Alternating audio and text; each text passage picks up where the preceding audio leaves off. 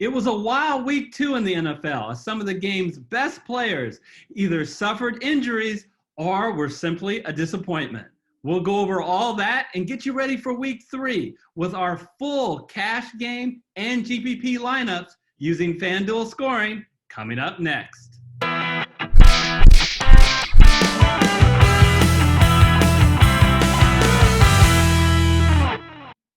Hello, everyone. I'm Eric Lee with the Fantasy Football Consultants. I have to start by giving a major shout out to our FFC community. I am so proud to have you guys watching my content.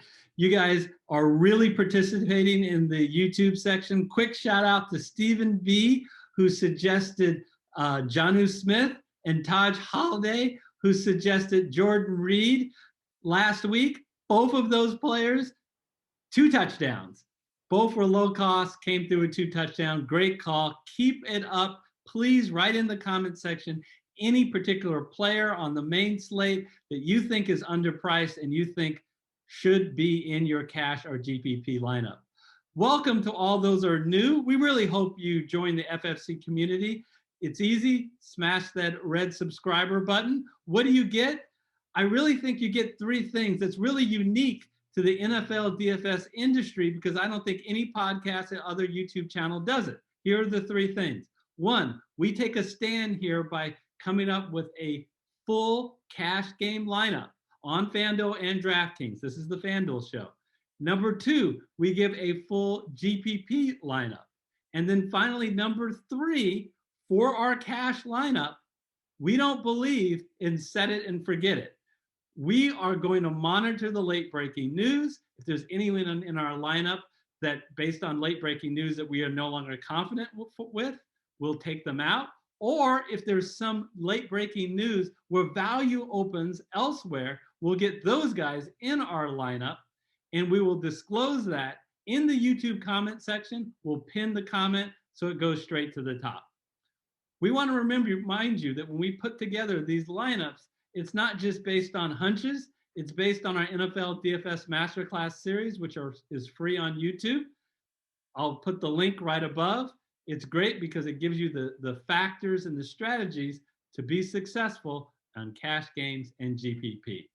I want to comment about another thing that was put in our YouTube comments. It stated, hey, can you list how you did in the previous week of your cash game? Sure. We're interested in being transparent here. So I didn't say what we did in the first week. We got 139 points in the first week. That was good. And we had only 100 points last week. That was not good.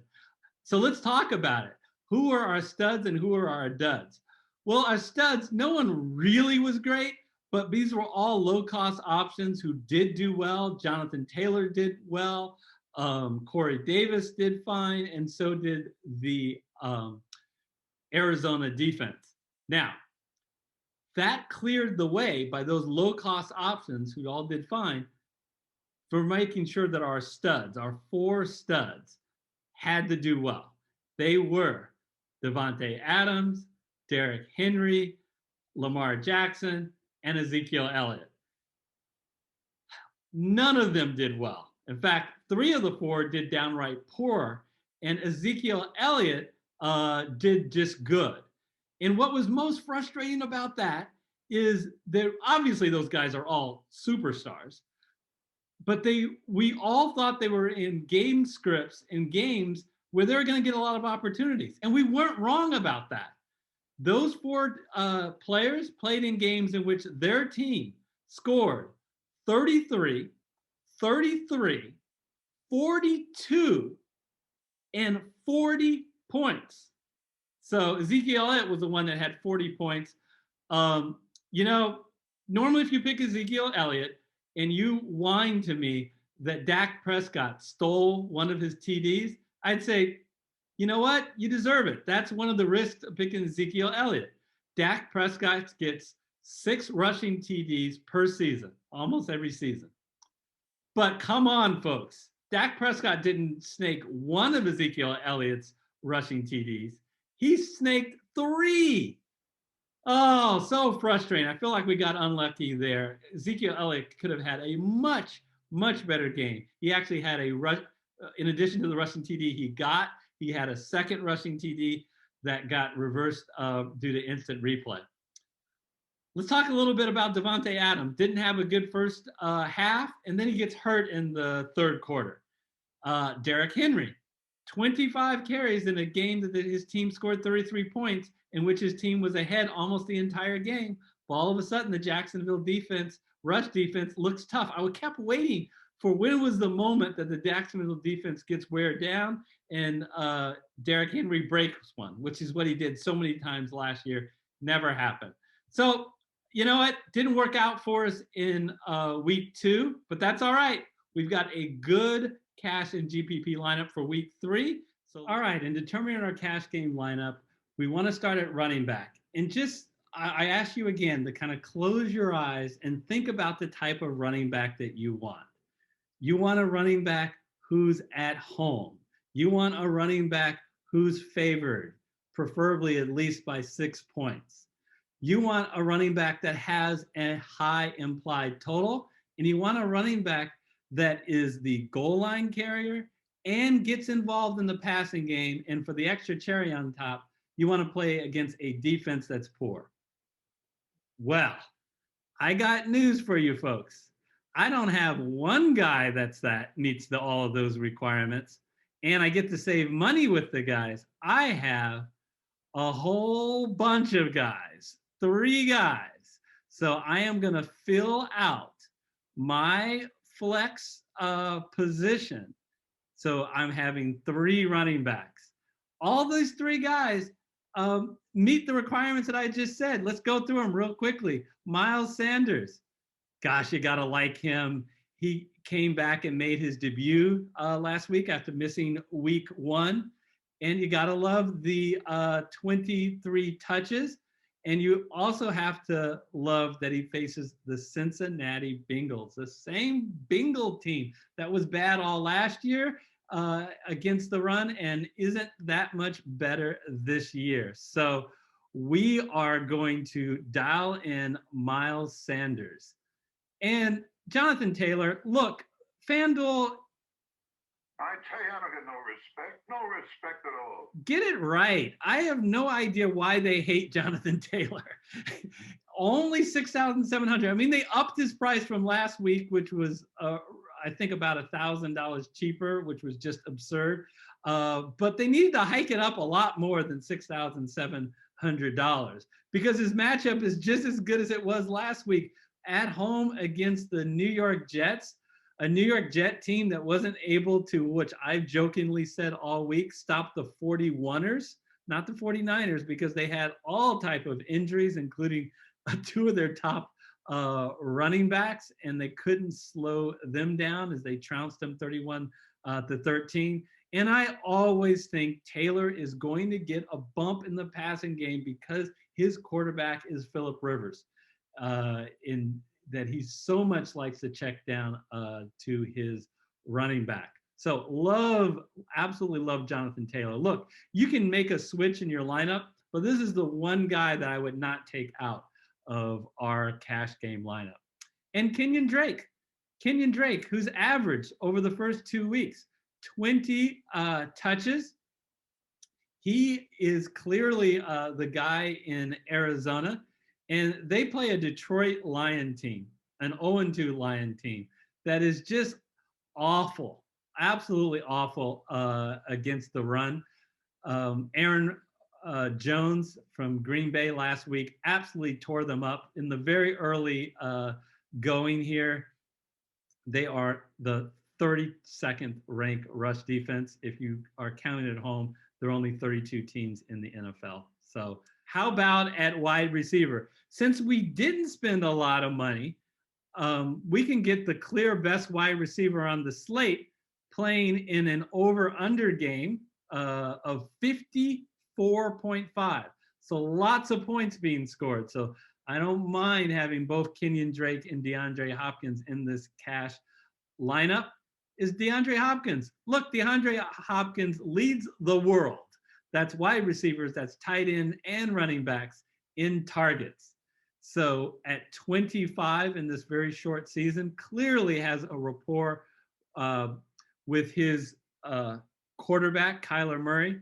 So really like DeAndre Hopkins in our lineup. We've attacked the second highest scoring game. We have to get some exposure in the highest scoring game of the week. Seattle, home to the Dallas Cowboys, a grand total of 55.5. So I'm always looking at the 1-2 punch between Tyler Lockett and DK Metcalf. I think those guys are so close, but it's interesting that FanDuel says, hey, even though DraftKings actually has DK Metcalf more expensive, FanDuel has DK Metcalf $300 less. I'll take the savings and pick DK Metcalf in our cash game lineup.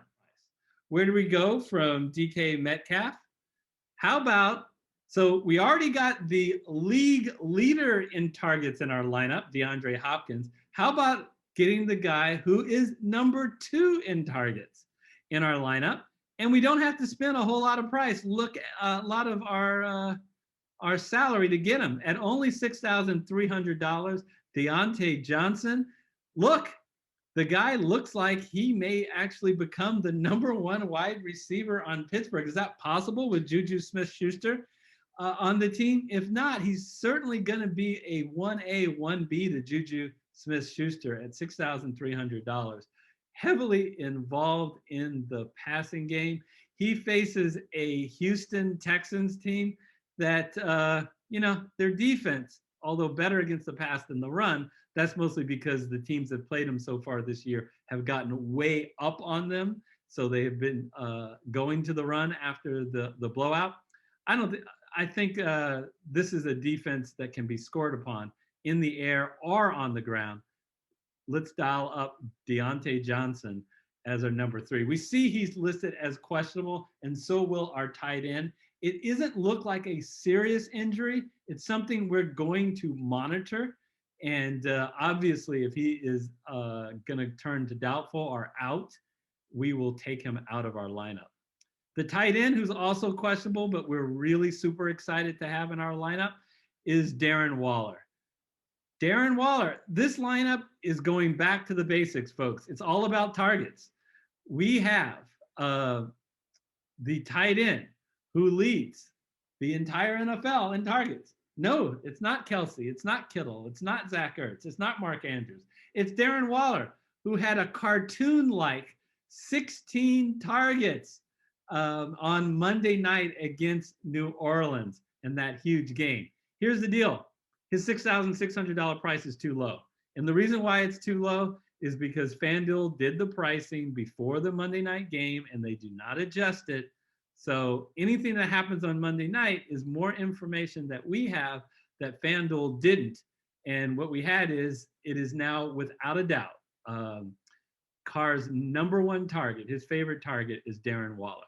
So we will get him in our lineup at only $6,600. All right, so with just a defense and quarterback left, we can spend some money at quarterback, right? I always say paying up for a quarterback is a luxury, not a necessity.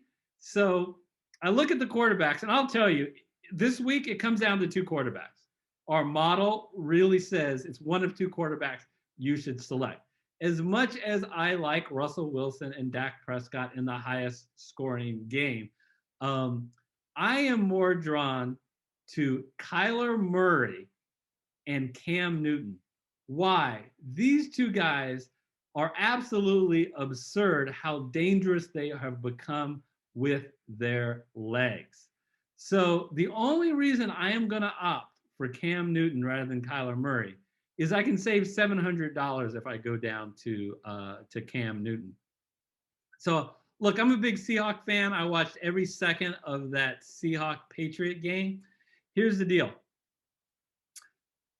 They are using Cam Newton when they get inside the 5-yard line as the running back, period.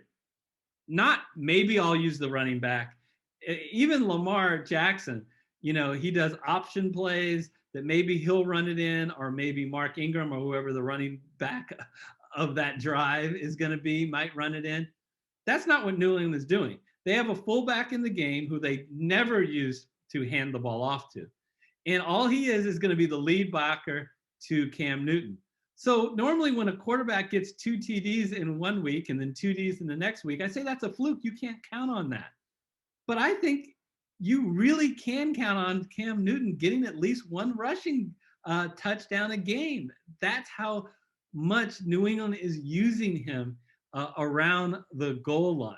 It's just incredible. Throw that in. He still can be dangerous in the air. He almost threw for 400 yards against the Seahawks. The key is, can you get Cam Newton playing against a team that will force their hand, will force the Patriots to score? And I think the Las Vegas Raiders are a perfect opponent for that. The Raiders so far this year have scored the second most points of anybody in the NFL. So I think that the Raiders can score some points against the Patriots, which will force the Patriots to score. And pretty much any way that the Patriots score, my opinion is Cam Newton is going to be a part of it. They should get James White back this week, which I think will only help them to have another weapon in the passing game. So I'm dialed into Cam Newton this week. All right, we have $3,800 to spend on a defense. And guess what? We don't have to go bargain poor for a defense this week.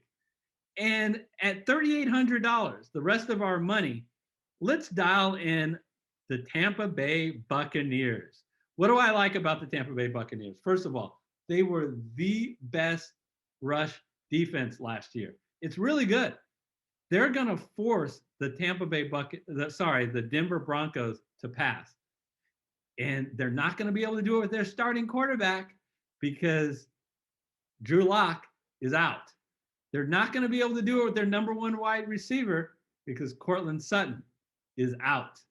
So I really think the Tampa Bay Buccaneers, if they can get up in this game, and I see no reason, even though they're on the road, to get up on this Denver team.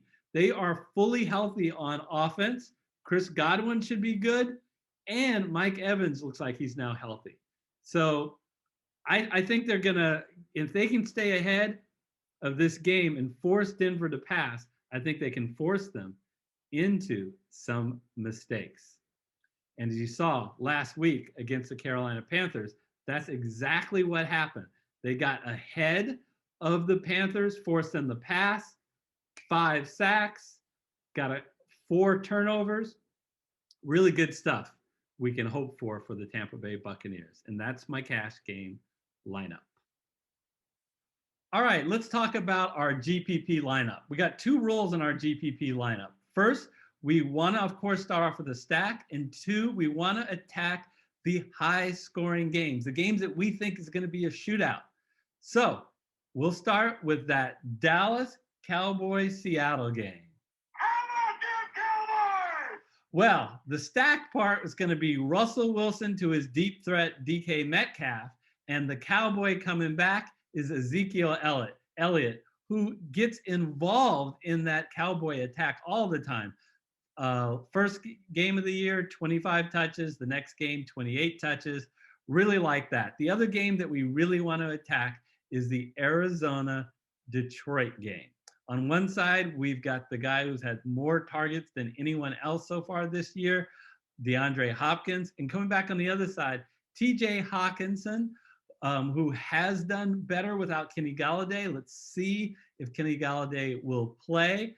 And I got to admit, the Arizona defense has been much better than they were last year against tight ends. Let's see if they can keep it up. I like Hawkinson in our lineup, especially if Kenny Galladay again is out. All right, so what's the rest of our lineup? Don't want to talk too much about Jonathan Taylor. Look, he's woefully underpriced here. So same reasons I like them in cash, I like them in GPP.